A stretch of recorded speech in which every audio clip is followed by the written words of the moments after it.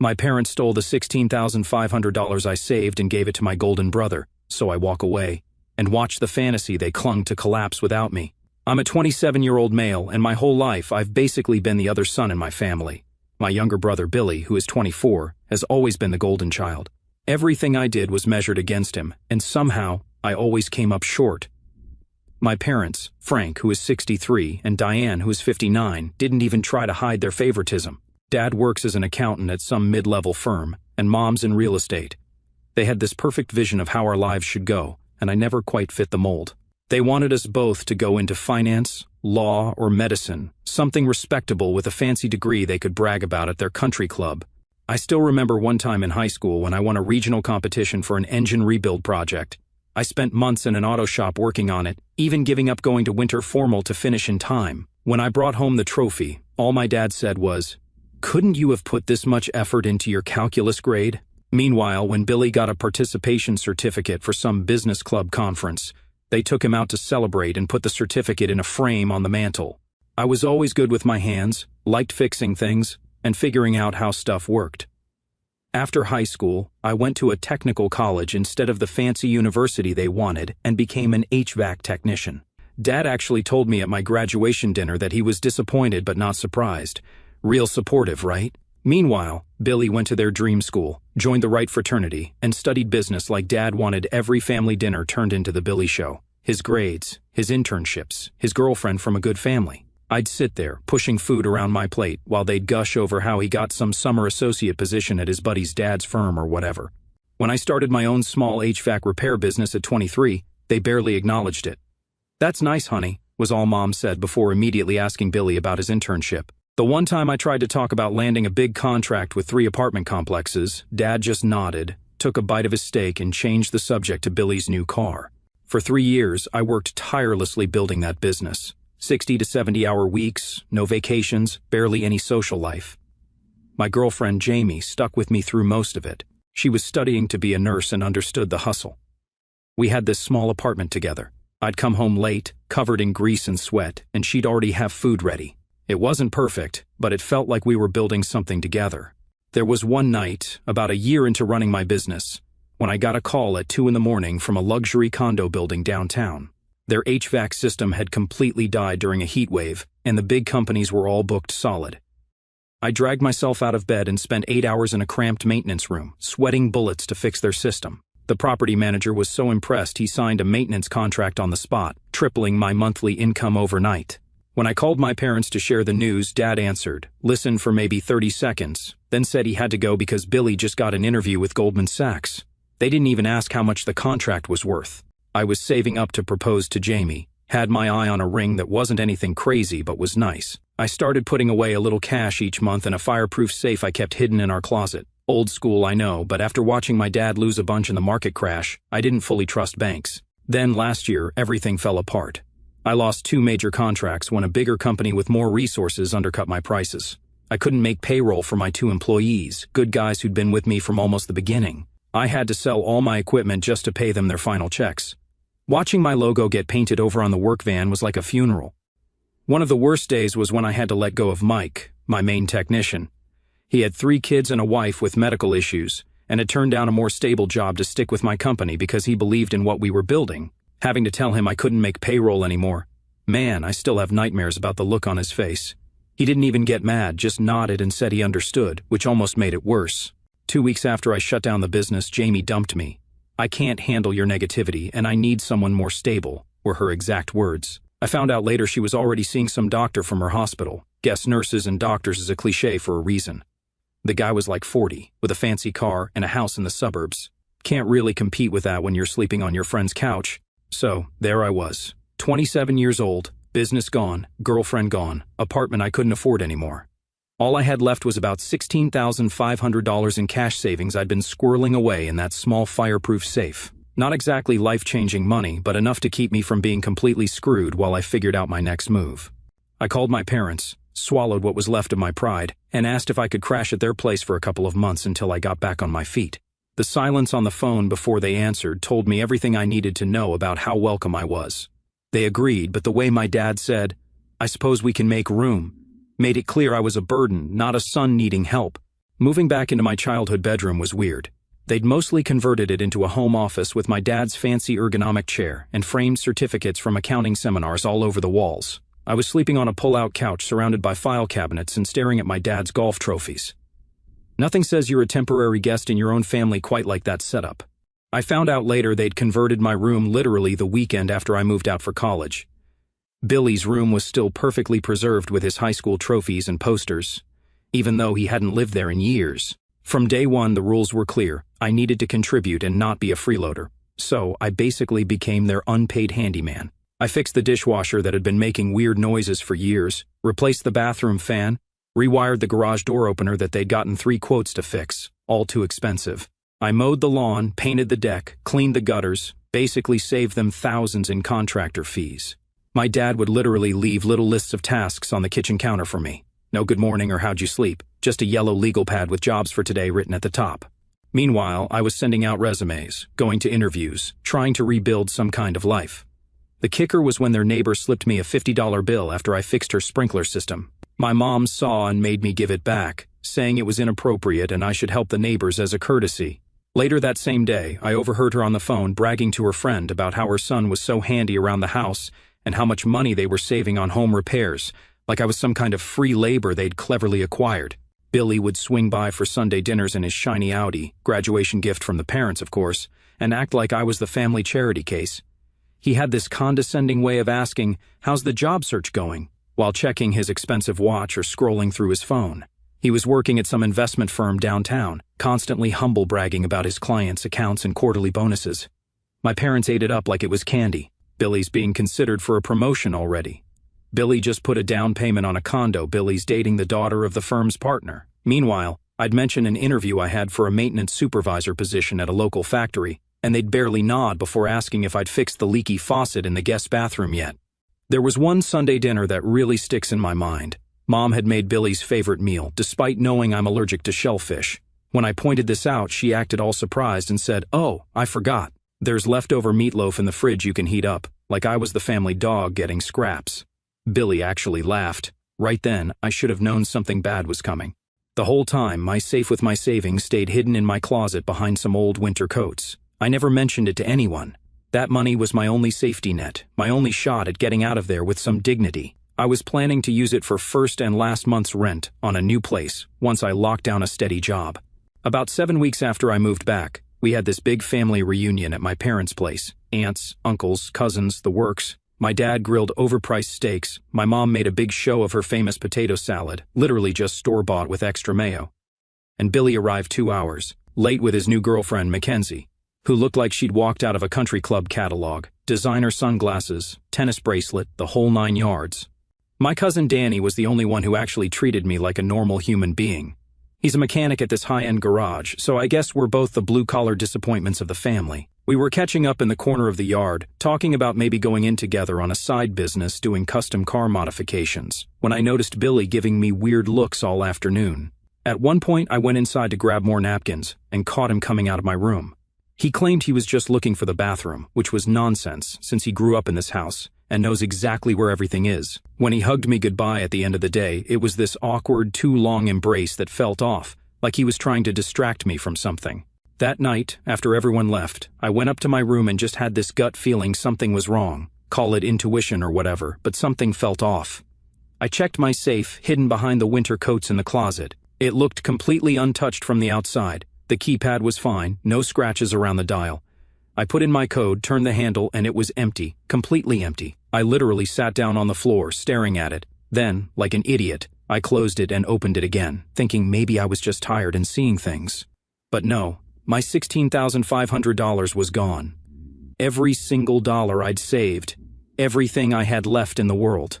The feeling that hit me was like nothing I'd ever experienced. I tore through the whole room, looking for the money, thinking maybe I'd moved it and forgotten. I hadn't. I checked under the mattress, behind the drawers, inside my shoes, anywhere someone might hide cash in a hurry. I was tearing the room apart when my dad appeared in the doorway, leaning against the frame with this smug look on his face. He wasn't even trying to hide it. "The family had a discussion," he said, all calm and collected, like we were talking about the weather. "We decided it's time you actually contributed something meaningful." Then he dropped the bomb. They'd taken my money to pay for Billy's MBA application fees and first semester deposit. Said it was an investment in the family's future since Billy would actually make something of himself. I lost it, told him it was theft, plain and simple, said I'd call the cops.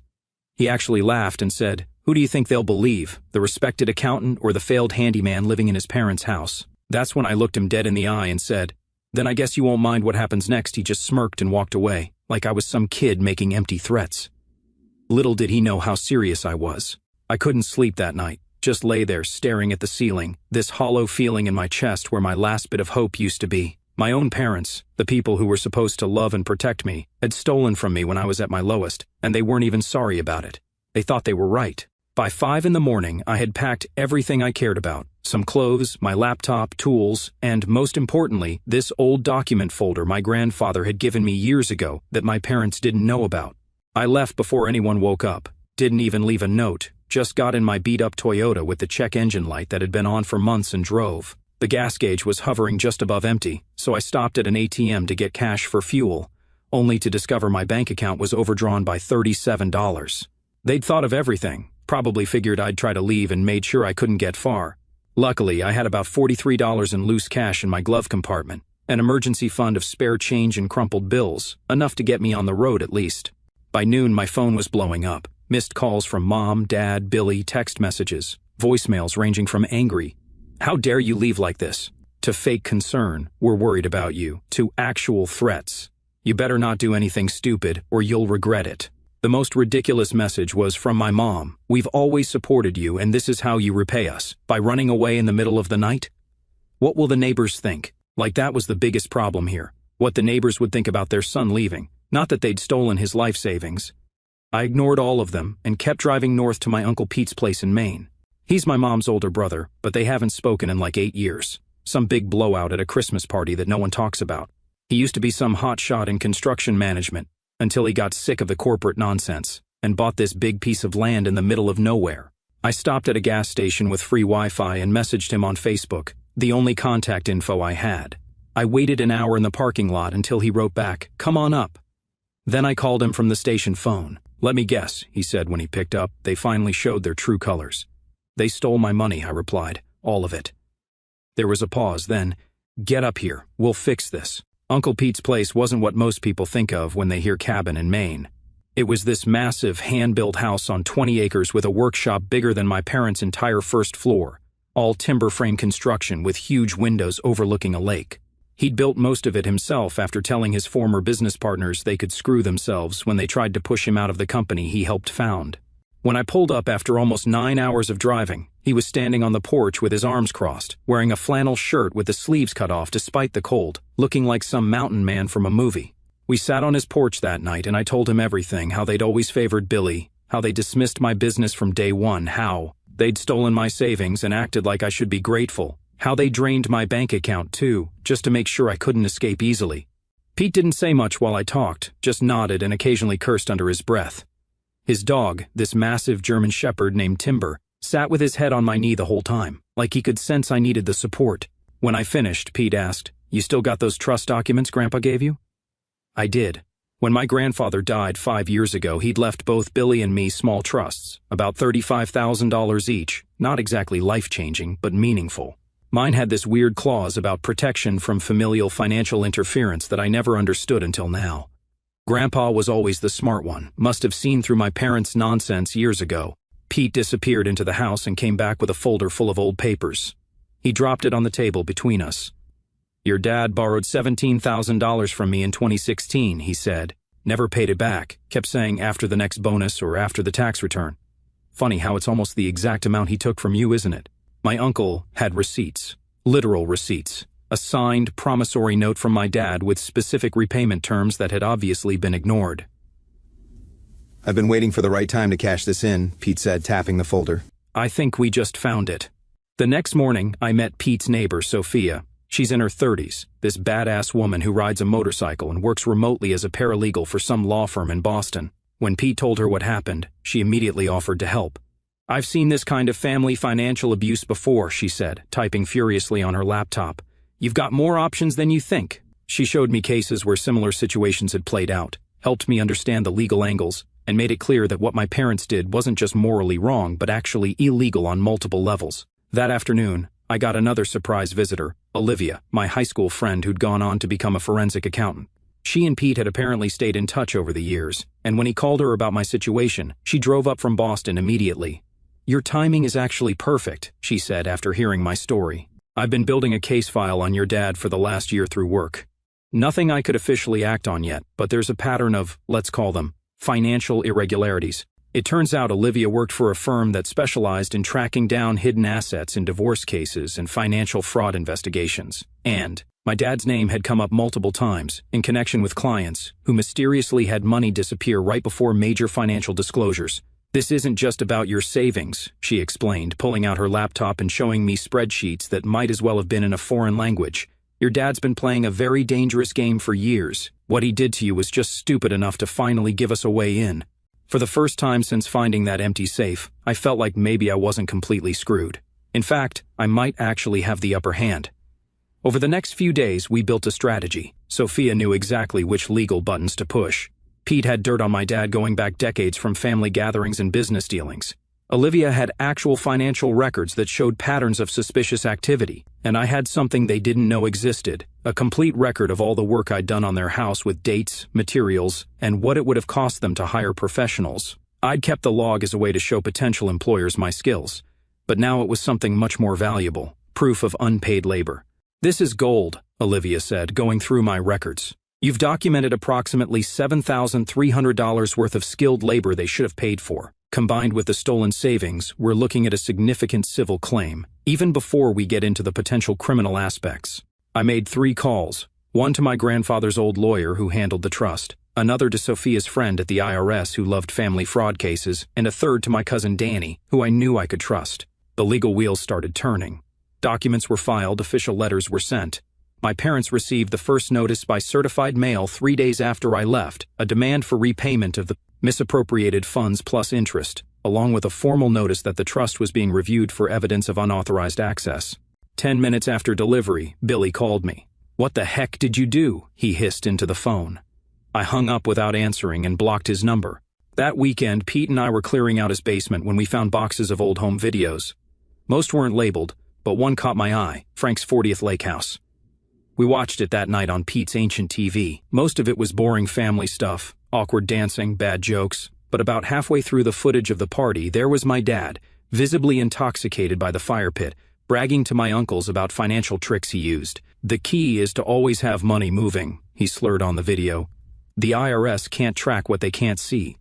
I've got accounts they don't even know about." Then he laughed and added, "Heck, I could take money from my own kids' accounts, and they'd never know the difference." Pete and I looked at each other. "When was this?" I asked. 7 years ago, Pete said. "Your dad has always been exactly who he is." I made a digital copy of that clip and several others, then sent the file to Sophia and Olivia, who forwarded it to their lawyer friend, who was helping us navigate the legal stuff. Olivia was particularly excited about the video. "This corroborates exactly what we suspected," she said. "It's one thing to have suspicious patterns in financial records. It's another thing entirely to have video admission of intent to commit financial fraud." 2 days later, my mom called, sobbing so hard I could barely understand her. "What have you done?" she cried. "They're saying we could lose the house. Your father is beside himself. How could you do this to your family?" Notice she didn't apologize for stealing my money, didn't even mention it. It was all about them, their house, their reputation, their feelings. Classic narcissist playbook. I let her finish, then simply said, "You should have thought about that before you stole from me," and hung up. Pete was sitting across from me at the kitchen table. He didn't say anything for a while, just sipped his coffee. Then he looked up with this gleam in his eye. "Ready to make them really sweat?" A week later, my parents reached out through their lawyer, said they wanted to meet to resolve this situation as a family. They suggested dinner at this overpriced Italian place my dad loves to show off at, the kind of restaurant where the waiter lists off specials that don't have prices, and my dad always orders the most expensive thing to prove he can. Pete and Sophia thought it was a trap, that they'd try to manipulate me emotionally, or worse, try to get me to say something they could use against me legally. But I saw an opportunity. "Let them think they're setting me up," I said. "Meanwhile, I'll get everything out of their mouths and record the whole thing." Both Pete and Sophia liked the plan. Olivia said she'd come too, sit at the bar to watch. They hadn't seen her since high school, so she'd blend right in. The night of the dinner, I arrived 20 minutes early and got a table in the back corner with good acoustics. I had my phone set to record in my jacket pocket, plus a backup recorder in my wallet that Sophia had given me. Maine is a one-party consent state for recording, so what I was doing was completely legal. They showed up right on time, all of them dressed like this was a business meeting, not a family dinner. Mom had this fake smile on her face, Dad looked annoyed, like this was all a big inconvenience, and Billy looked nervous, kept fidgeting with his watch. Dad extended his hand, like we were closing a deal. I ignored it. "Let's just sit down," I said. The whole dinner was this weird performance. They took turns telling me how concerned they were about my mental state. Dad tried to explain that taking my money was actually for my own good because I clearly couldn't manage it responsibly. He cited the failed business as proof. Mom kept dabbing at her eyes with a napkin, talking about how the family name was being dragged through the mud and how their friends at the country club were starting to ask questions. Olivia was there, keeping tabs from the bar. She didn't miss a word. Billy was the worst. He actually said, "Bro, I'm sorry you're upset, but it was a family decision. We all agreed your money would be better used for my MBA. I'll pay you back someday when I'm making the big bucks. You should be happy. I'm going to turn it into way more than $16,500. I just kept asking questions, playing dumb. "So, you all voted to take my money without asking me, and Dad, you knew the combination to my safe. How exactly? Mom, were you aware that taking someone's money without permission is legally theft? By dessert, they thought they were winning me over." Dad ordered an expensive drink to celebrate family coming together. That's when they slipped up. "The funny thing is," Dad said after finishing his glass, "we didn't even need your money for Billy's deposit. We could have covered it ourselves." Mom giggled. "But why would we use our vacation fund when you had cash just sitting there doing nothing?" Billy chimed in. "Besides, it's not like you were using it for anything important. You were just hiding it while living rent-free in our house." Dad raised his glass to family priorities, he said, clearly thinking he'd won. I pretended to check my phone, confirmed I'd gotten everything recorded clearly, then looked up at them. "Thank you for making this so easy," I said quietly. "What do you mean?" Mom asked, her smile faltering. "I mean, I just needed you to admit what you did and why you did it, and you just did." The color drained from Dad's face. Billy started spluttering something about family privacy. Mom just stared. I stood up. "Enjoy your dinner. The bill's on you, obviously." Walking out of that restaurant was one of the best moments of my life. I could practically feel them staring at my back as I pushed through the door. Olivia followed a few minutes later, practically bouncing with excitement. "That was freaking perfect," she said. "Your dad just confessed to theft with witnesses present."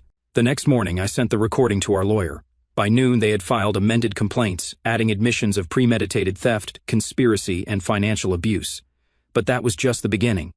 Uncle Pete had been busy too. Remember that promissory note my dad signed for the $17,000 loan? Pete had filed it with the county clerk, along with a lien against my parents' house.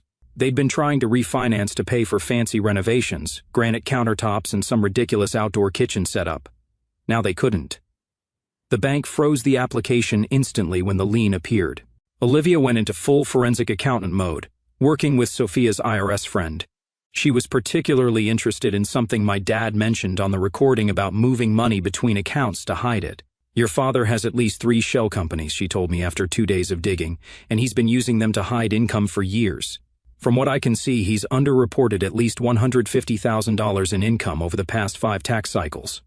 Turns out the IRS doesn't take kindly to people bragging about hiding money from them. They opened a formal investigation, starting with an audit of the last 7 years of tax returns. Then came the trust hammer. My grandfather's trust had specific conditions. If any family member tried to unduly influence or coerce financial decisions related to the beneficiaries, control of both trusts would revert to the executor, who happened to be my grandfather's oldest friend, a retired judge named Harold. When Harold heard the recording and saw the evidence, he was furious. Not only did he freeze Billy's trust completely, he triggered the penalty clause, which meant my parents were now required to account for every penny they'd managed from either trust over the past 5 years. That's when we discovered they'd been skimming from Billy's trust too, borrowing money for years while telling him it was just growing slowly because of market conditions. They'd taken over $20,000 from his trust fund for their own expenses, things like their fancy anniversary trip to Italy and Dad's ridiculous midlife crisis car. 3 days after the dinner, I drove by my parents' house out of curiosity. There was a black sedan in the driveway with government plates. My dad was standing in the front yard, red-faced, gesturing wildly, while a woman in a suit took notes. Mom was visible through the window, sitting at the kitchen table with her head in her hands. Guess the IRS doesn't waste time when they smell blood in the water. But what I didn't expect to see was the neighbors gathered across the street, not even trying to hide the fact that they were watching the whole thing. Later, Danny told me the story had spread through the entire neighborhood. Everyone knew my parents had stolen from their own son, and now they were facing federal investigators. For people who cared so much about appearances, this had to be their worst nightmare. My mom called me that night, not crying this time, but screaming. "Do you have any idea what you've done?" she shrieked. "Your father might lose his license. The firm is putting him on leave. We can't access any of our accounts. Even our credit cards are frozen. They're saying something about identity fraud. All the neighbors saw the government agents. The neighbor wouldn't even look at me at the mailbox." I waited until she ran out of breath. "Sounds like consequences," I said, and hung up. Meanwhile, Olivia had been digging deeper into my parents' financial history and found something interesting, a quiet little account in my name that I never knew existed. Apparently, when I was 18, my dad had opened it using my social security number, claiming it was a custodial account for educational expenses. He'd been filtering money through it for years, using it as a tax shelter. You know, classic identity fraud. Olivia explained. "He opened the account when you turned 18, so technically you were an adult, and the bank wouldn't require your presence if he had all your documentation, which, as your parent, he would have had access to." That discovery led to 3 more accounts, all using variations of my or Billy's information. Classic identity fraud, the kind that carries actual jail time. I sent an anonymous tip to my dad's firm about potential financial improprieties involving client funds. Given the ongoing IRS investigation, they couldn't afford to ignore it. They launched an internal audit the same day and put my dad on administrative leave pending the results. Then I called my cousin Danny, who works at the garage where my dad gets his precious BMW serviced. Turns out, Dad had been running a little side scam for years, claiming business expense deductions for personal vehicle maintenance. Danny had copies of service records where my dad specifically asked them to change the description on the invoices from detailing to client meeting transportation preparation. Those went straight to the IRS too. By the end of the week, my dad was fully suspended from his firm. My mom's real estate broker had temporarily deactivated her license pending the investigation, and Billy's MBA acceptance was under review due to financial irregularities in his application.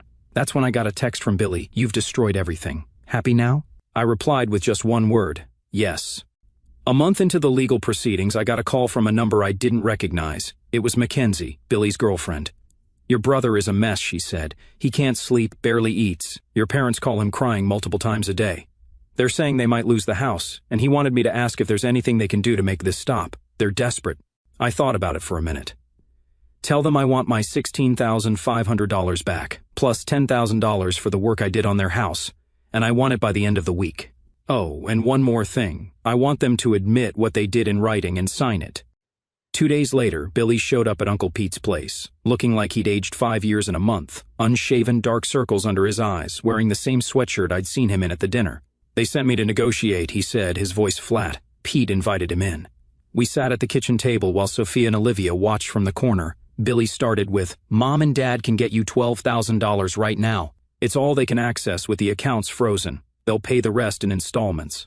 "Not good enough," I said. "Please, they're falling apart. Dad might face criminal charges. Mom cries all day. The neighbors are talking. They could lose everything." "Sounds like a you problem," Pete muttered. I leaned forward. "Here's my final offer. The full amount, $26,500, by tomorrow, plus the signed confession, or the investigations continue, and I press criminal charges for identity theft." "We can't get that much by tomorrow," Billy protested. I stood up. "Then I guess we're done here." "Wait," Billy looked desperate. "What about your car? Would you take their car as partial payment?" "The BMW. It's worth way more than what they owe you." I glanced at Pete, who shrugged. "Title has to be clean, transferred to my name, delivered here with a cashier's check for the remainder." Billy nodded quickly. "And then you'll stop everything? All the investigations, the legal stuff, all of it?" "I'll stop what I can," I said. "If I get what I asked for, I'll back off." After some back and forth, Billy finally agreed to my terms.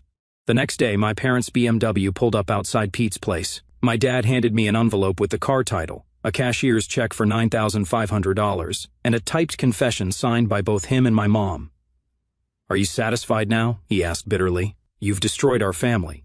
I looked him straight in the eye. "You did that when you decided your second son wasn't worth basic respect." They drove away in Pete's old truck, and I stood there holding the keys to the BMW. I sold it a week later and used part of the money to buy a decent used pickup truck. I found a job with a commercial HVAC company in Portland, where the pay was good and my skills were actually respected. My parents' lives imploded. Dad lost his job, Mom surrendered her real estate license, and they had to sell their house at a loss to cover legal fees. The IRS investigation revealed they'd been living far beyond their means for years, maintaining a facade of success through financial fraud. Billy's MBA acceptance was rescinded, and last I heard, he was working as an assistant manager at a cell phone store. I still think about my family sometimes, but not with anger anymore. Uncle Pete, Sophia, Danny, Olivia, they're my real family now, the people who helped me when I needed it, who saw my worth when my own parents couldn't. As my grandfather once told me, family isn't about blood, it's about who treats you like you matter.